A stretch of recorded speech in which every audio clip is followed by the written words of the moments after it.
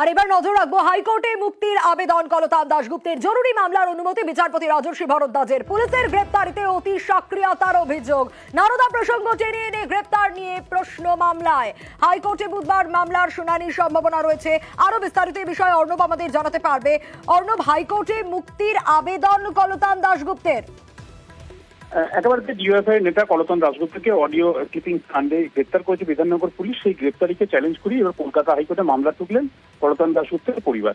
এবং এক্ষেত্রে একটা নির্দিষ্ট উদাহরণ সামনে আনছেন তারা, নারদ কাণ্ড এবং নারদা যে স্টিং অপারেশন, সেখানে কোনটা প্রাইমারি ডেটা কোনটা সেকেন্ডারি ডেটা যেটা উদ্ধার করতে আজও সিবিআই হিমশিম খাচ্ছে, সেক্ষেত্রে 1 রাত 12 ঘন্টার মধ্যে কি করে বিধাননগর পুলিশ প্রাইমারি ডেটা বুঝে গেলেন, অর্থাৎ এভিডেন্স অ্যাক্টে যেটা গ্রাহ্য সেটা বুঝে গেলেন, অর্থাৎ পুরোটাই কি পূর্ব পরিকল্পিত ছিল, এই অভিযোগ তুলে এই ঘটনাটার পুরোটার বিহিচ্ছে। এবং একই সঙ্গে পরিবারের তার মা এবং স্ত্রী তারা প্রত্যেকেই তারা অসুস্থ এই মুহূর্তে, স্বাস্থ্য তাদের যে পরিস্থিতি সেটার কথা মাথায় রেখে তাকে অবিলম্বে মুক্তি দেওয়া হোক, এই আবেদন লিখে মামলা করা হয়েছে।